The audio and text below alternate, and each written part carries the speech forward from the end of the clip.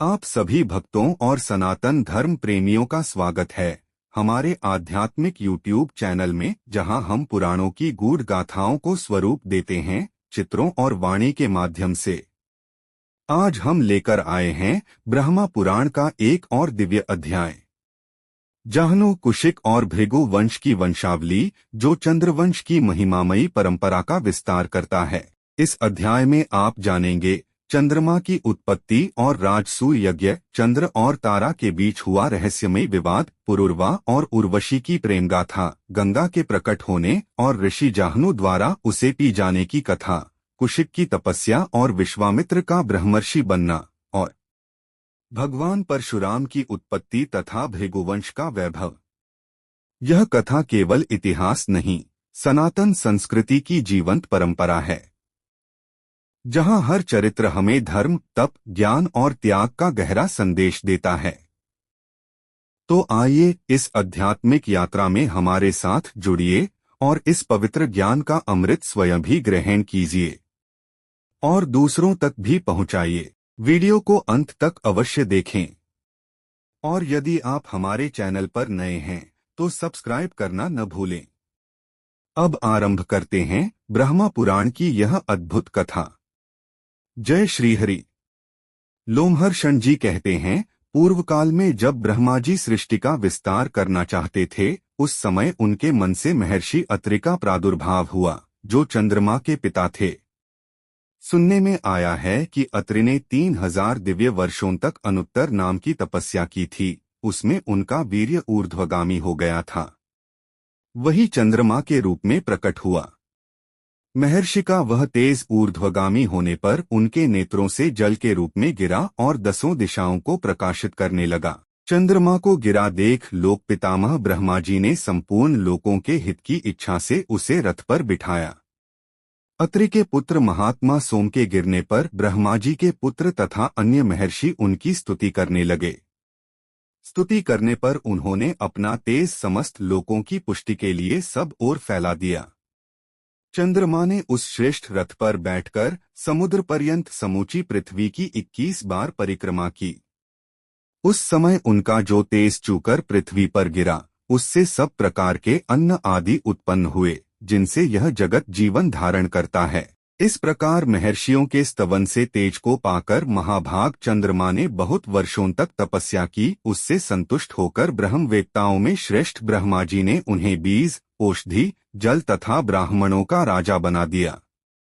मृदुल स्वभाव वालों में सबसे श्रेष्ठ सोम ने वह विशाल राज्य पाकर राजसूय यज्ञ का अनुष्ठान किया, जिसमें लाखों की दक्षिणा बांटी गई।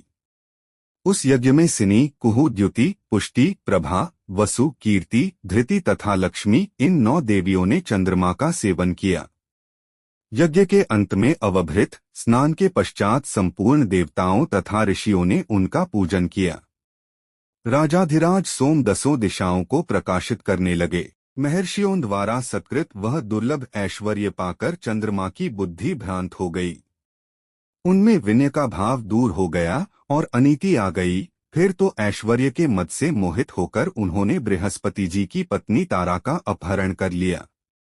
देवताओं और देवर्षियों के बारंबार प्रार्थना करने पर भी उन्होंने बृहस्पति जी को तारा नहीं लौटाई।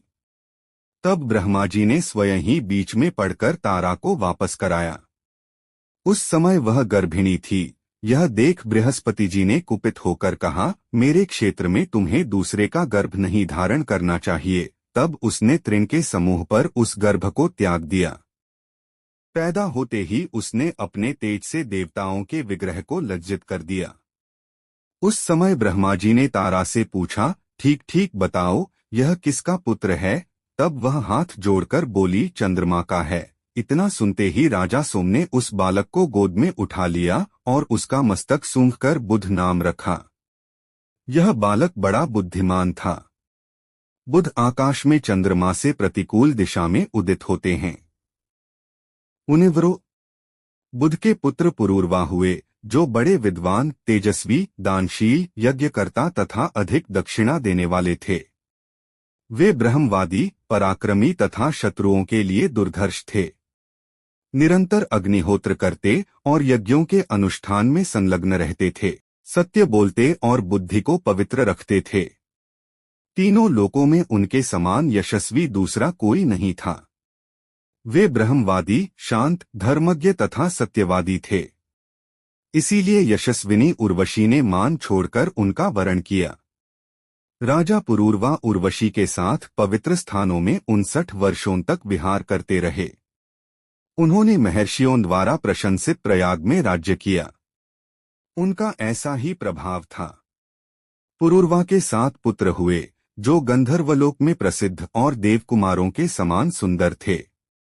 उनके नाम इस प्रकार हैं: नायु, अमावसु, विश्वायु, धर्मात्मा, श्रुतायु, दृढ़ायु, वनायु तथा बहवायु। ये सब उर्वशी के गर्भ से उत्पन्न हुए थे। अमावसु के पुत्र राजा भीम हुए। भीम के पुत्र कांचनप्रभ और उनके पुत्र महाबली सुहोत्र हुए। सुहोत्र के पुत्र का नाम जहरू था, जो केशिनी के गर्भ से उत्पन्न हुए थे। उन्होंने सर्पमेध नामक महान यज्ञ का अनुष्ठान किया। एक बार गंगा उन्हें पति बनाने के लोभ से उनके पास गईं, किंतु उन्होंने अनिच्छा प्रकट कर दी। तब गंगा ने उनकी यज्ञशाला बहा दी। यह देख जहू ने क्रोध में भरकर कहा, गंगे, मैं तेरा जल पीकर तेरे इस प्रयत्न को अभी व्यर्थ किए देता हूं, तू अपने इस घमंड का फल शीघ्र पाले। यूं कहकर उन्होंने गंगा को पी लिया। यह देख महर्षियों ने बड़ी अनुनय करके गंगा को जहरू की पुत्री के रूप में प्राप्त किया। तब से वे जाह्नवी कहलाने लगीं। तत्पश्चात जहरू ने युवनाश्व की पुत्री कावेरी के साथ विवाह किया। युवनाश्व के शापवश गंगा अपने आधे स्वरूप से सरिताओं में श्रेष्ठ कावेरी में मिल गई थीं। जहू ने कावेरी के गर्भ से सुनद्य नामक धार्मिक पुत्र को जन्म दिया। सुनद्य के पुत्र अजक, अजक के बलाकाश्व और बलाकाश्व के पुत्र कुश हुए। कुश के देवताओं के समान तेजस्वी 4 पुत्र हुए: कुशिक, कुशनाभ, कुशाम्ब और मूर्तिमान। राजा कुशिक वन में रहकर ग्वालों के साथ पले थे। उन्होंने इंद्र के समान पुत्र प्राप्त करने की इच्छा से तप किया। 1000 वर्ष पूर्ण होने पर इंद्र भयभीत होकर उनके पास आए। उन्होंने स्वयं अपने को ही उनके पुत्र रूप में प्रकट किया। उस समय वे राजा गाधी के नाम से प्रसिद्ध हुए। कुशिक की पत्नी पौरा थी। उसी के गर्भ से गाधी का जन्म हुआ था। गाधी के एक परम सौभाग्यशालिनी कन्या हुई, जिसका नाम सत्यवती था। गाधी ने उस कन्या का विवाह शुक्राचार्य के पुत्र ऋचिक के साथ किया था। ऋचिक अपनी पत्नी से बहुत प्रसन्न रहते थे। उन्होंने अपने तथा राजा गाधी के पुत्र होने के लिए पृथक पृथक चरु तैयार किए और अपनी पत्नी को बुलाकर कहा, शुभे, इस चरु का उपयोग तुम करना और इसका उपयोग अपनी माता से कराना। तुम्हारी माता को जो पुत्र होगा वह तेजस्वी क्षत्रिय होगा। लोक में दूसरे क्षत्रिय उसे जीत नहीं सकेंगे। वह बड़े बड़े क्षत्रियों का संहार करने वाला होगा तथा तुम्हारे लिए जो चरु है वह तुम्हारे पुत्र को धीर, तपस्वी, शांतिप्रायण एवं श्रेष्ठ ब्राह्मण बनाएगा। अपनी पत्नी से यूं कहकर भृगुनंदन ऋचिक घने जंगल में चले गए और वहां प्रतिदिन तपस्या में संलग्न रहने लगे।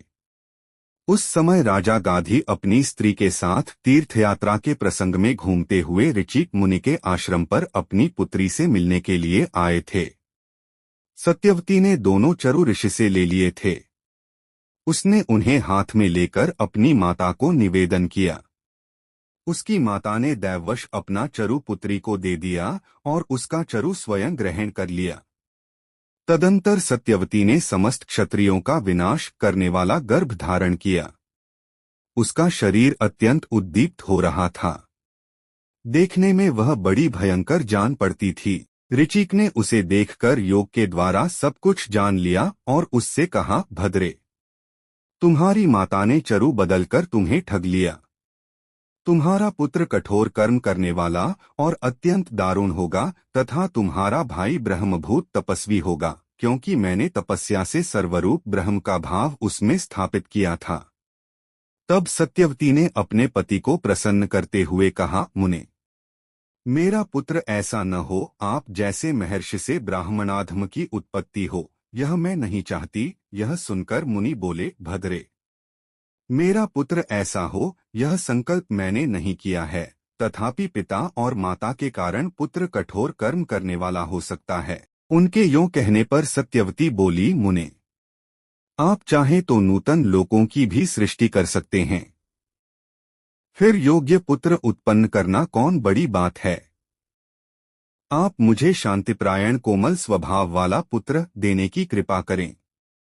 यदि चरु का प्रभाव अन्यथा न किया जा सके तो वैसे उग्र स्वभाव का पौत्र भले ही हो जाए, पुत्र वैसा कदापि न हो। तब मुनि ने अपने तपोबल से वैसा ही करने का आश्वासन देते हुए सत्यवती के प्रति प्रसन्नता प्रकट की और कहा, सुंदरी, पुत्र अथवा पौत्र में मैं कोई अंतर नहीं मानता।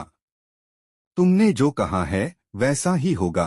तत्पश्चात सत्यवती ने भृगुवंशी जमदग्नि को जन्म दिया, जो तपस्यापरायण, जितेंद्रिय तथा सर्वत्र संभाव रखने वाले थे।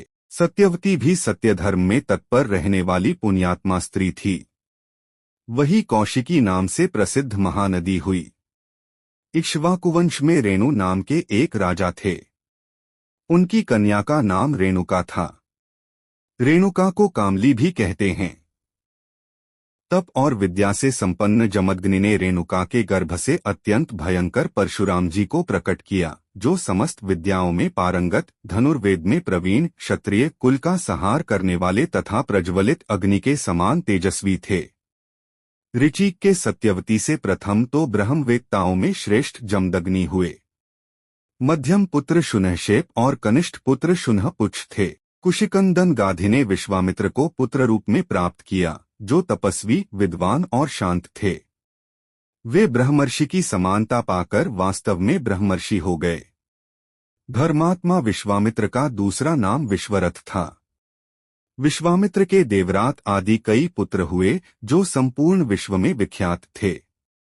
उनके नाम इस प्रकार बतलाए जाते हैं: देवरात, कात्यायन गोत्र के प्रवर्तक कति, हिरण्याक्ष, रेणु, रेणुक, सांकृति, गालव, मुद्रल, मधुच्छंद, जय, देवल, अष्टक, कच्छप और हारीत ये सभी विश्वामित्र के पुत्र थे। इन कौशिकवंशी महात्माओं के प्रसिद्ध गोत्र इस प्रकार हैं: पाणिनि, बभ्रु, ध्यानजप्य, पार्थिव, देवरात, शालंकायन, बाष्कल, लोहितायन, हारीत और अष्टकाद्याजन। इस वंश में ब्राह्मण और क्षत्रिय का संबंध विख्यात है। विश्वामित्र के पुत्रों में शुनहशेप सबसे बड़ा माना गया है। यद्यपि उसका जन्म भृगुकुल में हुआ था, तथापि वह कौशिक गोत्र वाला हो गया। हरिदश्व के यज्ञ में वह पशु बनाकर लाया गया था, किंतु देवताओं ने उसे विश्वामित्र को समर्पित कर दिया। देवताओं द्वारा प्रदत्त होने के कारण वह देवरात नाम से विख्यात हुआ। देवरात आदि विश्वामित्र के अनेक पुत्र थे। विश्वामित्र की पत्नी दृषद्वती के गर्भ से अष्टक का जन्म हुआ था। अष्टक का पुत्र ब्लौही बताया गया है। इस प्रकार मैंने जहरुकुल का वर्णन किया। इसके बाद महात्मा आयु के वंश का वर्णन करूंगा।